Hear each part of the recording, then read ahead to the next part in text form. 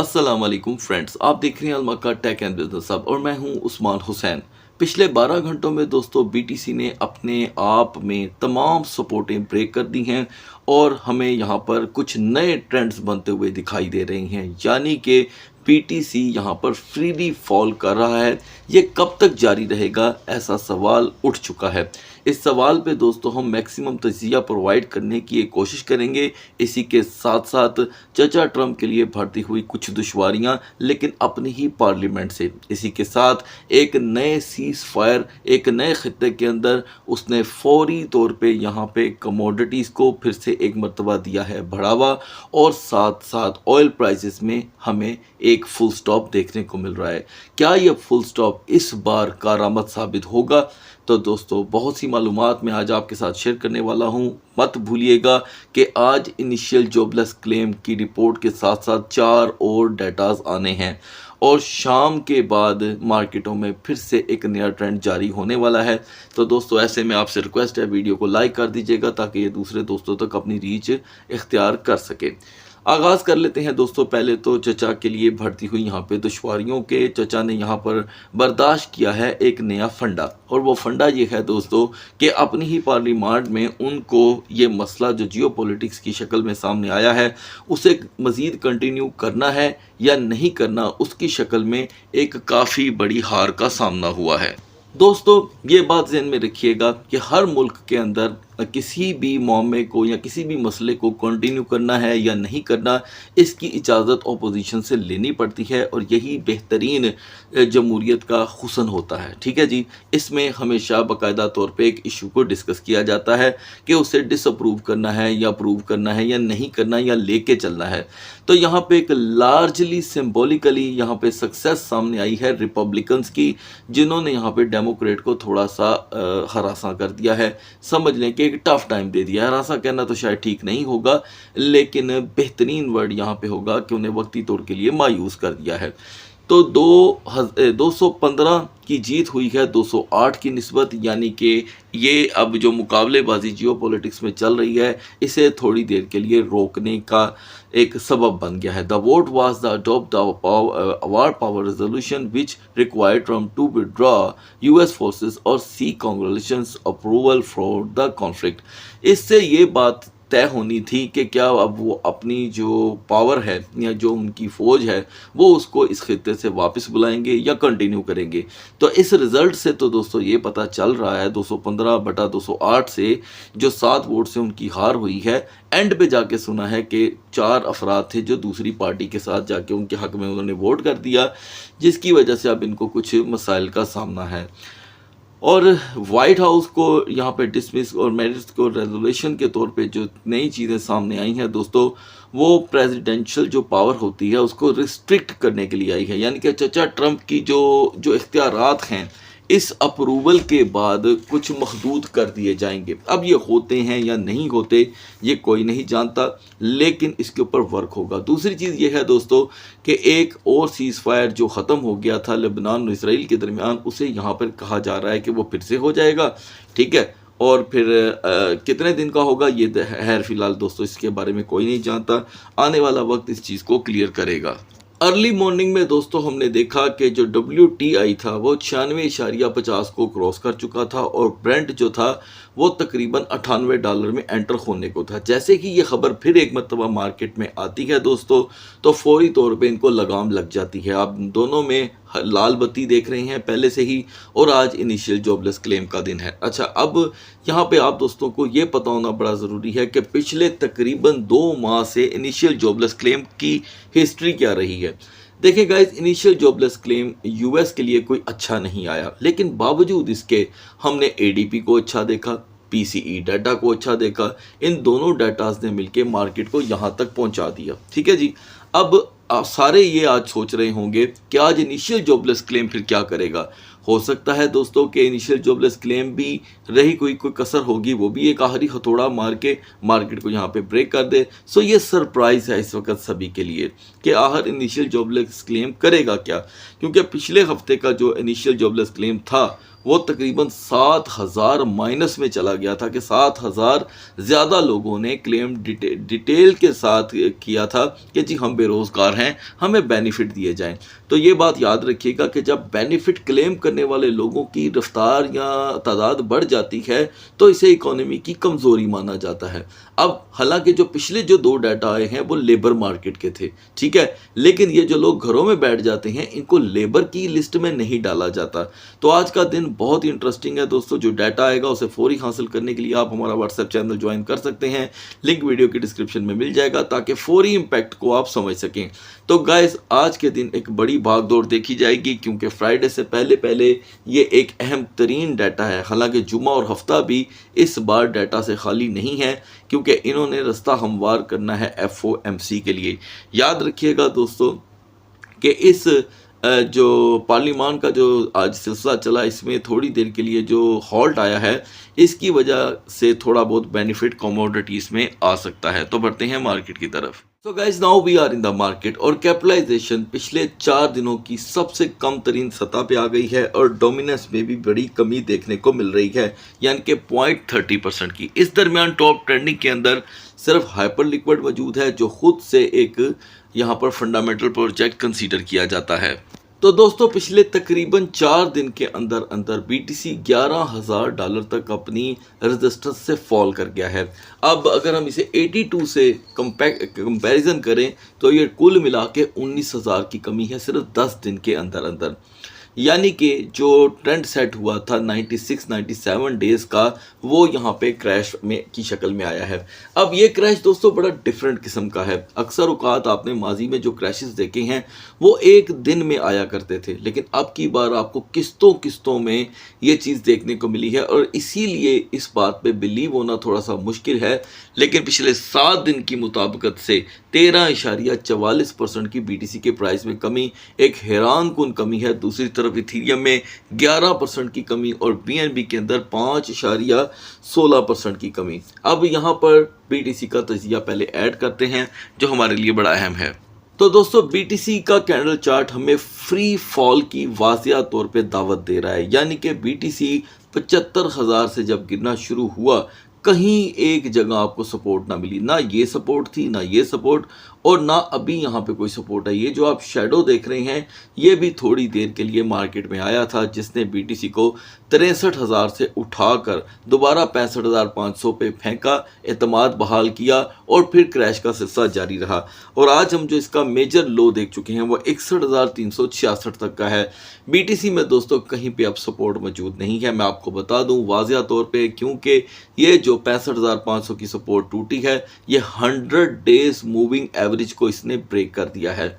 तो याद रहे आज का दिन BTC के लिए एक बड़ा इम्तिहान है। सिर्फ इतना एक्सपेक्ट किया जा सकता है कि अगर BTC 65,500 पे आज इस डाटा का अच्छा इम्पैक्ट लेके वापस आ जाता है तो BTC में जो कि है जो डाउन ट्रेंड है वो थोड़ी देर के लिए रुक जाएगा, otherwise there is no support. You can see this right now, just go and check. आप देखें जिस भी एक्सचेंज पे आप काम करते हैं ओपन करें 4 आवर की कैंडल चार्ट, आपको 4 आवर की कैंडल चार्ट पे कहीं सपोर्ट नहीं मिलेगी और अगर सपोर्ट वहाँ पे नहीं है तो 15 मिनट और 5 मिनट और आधे घंटे की चार्ट को सपोर्ट को देखने का कोई फ़ायदा नहीं। इसलिए कैसे हालातों में मेजर किरदार सिर्फ 4 आवर की कैंडल चार्ट के ऊपर होता है, ठीक है। आफ्टर दैट वो 1 आवर में जाकर 1 डे में कन्वर्ट हो जाता है। लिहाजा एक अच्छे मार्केट के मोमेंटम को क्रिएट करने के लिए BTC को ये स्ट्रगल करनी पड़ेगी।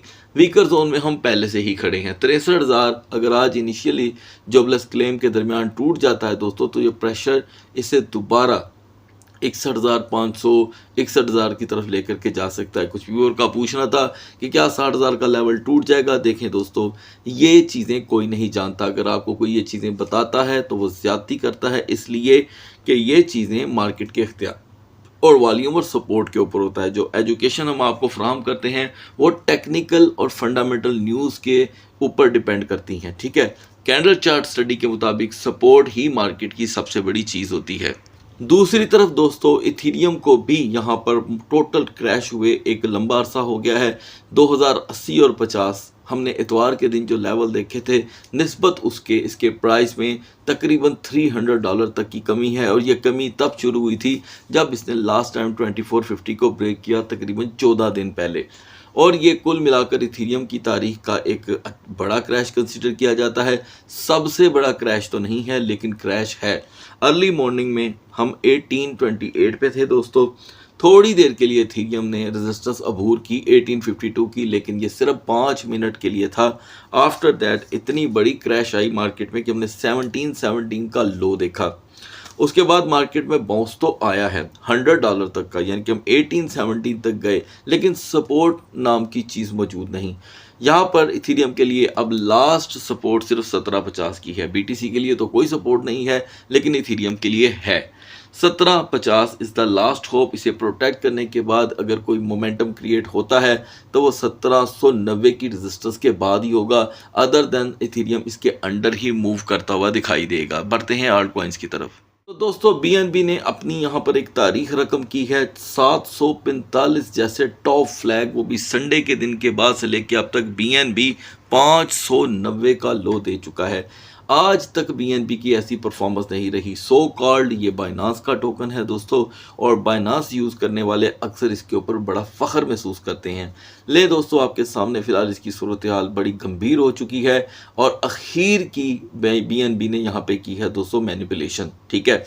और यहाँ पर बीएनबी अपनी सपोर्ट भी शो नहीं कर पा रहा। अलबत्ता एक मोमेंटम यहाँ पर बना है जिसे 4 घंटे दरकार होंगे। 4 घंटे का मतलब यह है कि इसी के दरमियान इनिशियल जॉबलेस क्लेम भी कवर हो जाएगा। अब अगर यहाँ पर हम 605 से 607 की रेजिस्टेंस इख्तियार कर लेते हैं तो बीएनबी में कुछ सख्त रिकवरी की आ सकती है, जो इसे 613 से 615 के करीब लेके जाने की सलाहियत पालेगी। अलबत्ता इस टॉप फ्लैग को जब आप देखते हैं और इस डाउन ट्रेंड को, तो ये हैरान कुन सूरत हाल है। 600 के ब्रेक होते ही दोस्तों प्रेशर फिर से 595 से 590 की तरफ बढ़ सकता है। अगर हम XRP की बात करें दोस्तों, तो आपको पीर के दिन के मेरे अल्फाज याद होंगे जब मैंने आपसे कहा था कि अब ये आपको हर सेशन में 2-2, 3-3 सेंट गिरता हुआ दिखाई देगा। ये बात तब की है जब हम 1.29 पे थे, और आज सुबह हमने 1.13 तक का लो देख लिया।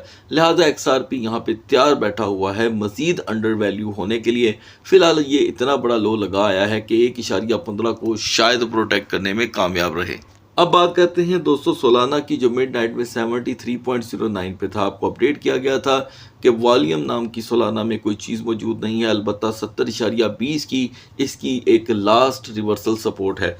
सोलाना ने उसे आसानी से हासिल किया, बल्कि उलट 66.70 तक का हमने लो देखा, और अभी भी सोलाना में दोस्तों कोई सपोर्ट मौजूद नहीं है।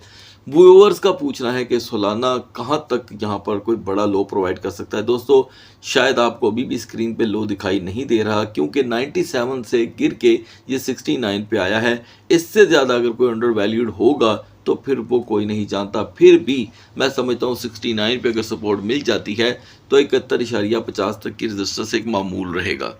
इस बड़ी लिक्विडेशन में दोस्तों हाइपर लिक्विड भी 70.50 की सपोर्ट को तोड़ चुका है। आप बहुत अच्छे से जानते हैं कि मैं कितने ही दिनों से आपको अपडेट कर रहा था कि अब 70.50 की सपोर्ट सिर्फ 10% का आरामत रह गई है। वही हुआ, आज वो ब्रेक हुई, हमने 66.70 तक का लो देखा है। मैं समझता हूं कि अभी भी यहाँ पर जो हाइपर लिक्विड है इसमें वो चीज़ अब दिखाई नहीं दे रही जिसे ये पहचाना जाता है। यानी कि अगर ये सपोर्ट भी टूट गई 68.50 की और हम 71.20 तक एंटर ना हो सके सेकेंड ट्रेडिंग सेशन तक, तो दोस्तों हाइपर लिक्विड एन मुमकिन है कि 65 पे जा गिरे। जी कैश जिसकी सपोर्ट दोस्तों 600 और 605 की थी, पहले तो इसने इसको बड़ा डट के मुकाबला किया। 621 तक की रेजिस्टेंस इख्तियार की। पूरी मार्केट क्रैश हो रही थी लेकिन जी कैश पंप कर रहा था। लेकिन आखिर ऐसा कब तक चलता? वही हुआ जो होना था।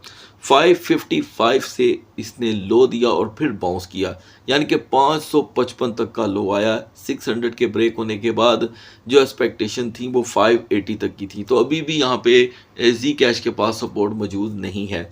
मज़ीद सूरत हाल बिगड़ सकती है अगर ये सपोर्ट ना बनी तो 555 और 552 का लो एक नॉर्मल माहौल क्रिएट कर सकता है। अलबत्ता सपोर्ट बनने के चांसेस इनिशियल जॉबलेस क्लेम के बाद ही होंगे, जिसकी सूरत में 565 से 567 तक की रेजिस्टेंस देखी जा सकती है।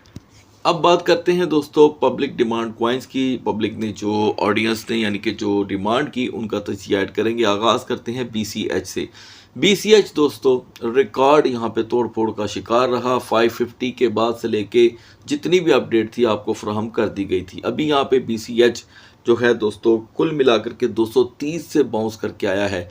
फिलहाल इसका जो फ्री फॉल है वो इतना भयानक है कि ऐन मुमकिन है कि आने वाले दिनों में BCH अपनी इस सूरत हाल को कंट्रोल ना कर पाए।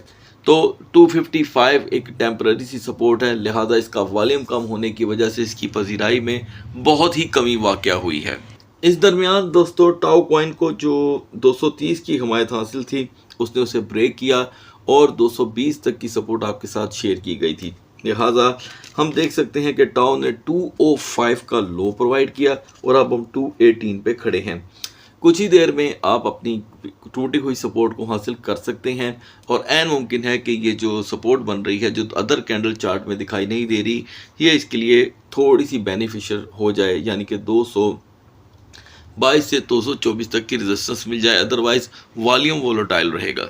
लास्ट में हम बात करेंगे दोस्तों XAUT के बारे में, जो मिडनाइट में अपनी बदहाली के पीक पे था 4412 पे, यानी कि 4412 पे, और आपको बताया गया था कि इसकी डैमेजिंग और वीकर जोन 4405 होगी। देखें यहाँ पे इसकी लक देखें, इसने वहाँ से बाउंस लिया 4404 से और हाई रहा 4461 का। वजह ये बनी दोस्तों कि DXY इंडेक्स बिल्कुल थोड़ा सा फॉल हुआ और जो ऑयल प्राइसेस थे उनमें $1.5-2 की कमी हुई, जिसकी वजह से ये अपने अब तक के लो से उठ के सामने आया है। अभी भी दोस्तों XAUT जो है सेफ जोन में खड़ा नहीं है। XAUT को हर सूरत 4455 से लेके 4465 की रेजिस्टेंस चाहिए, जिसके बाद ही कोई नया नैरेटिव क्रिएट हो सकता है। अगर ऐसा नहीं होता तो प्रेशर तेज़ी से 4410 4405 की तरफ ही रहेगा। सो गाइस अगली वीडियो तक अल्लाह हाफिज़।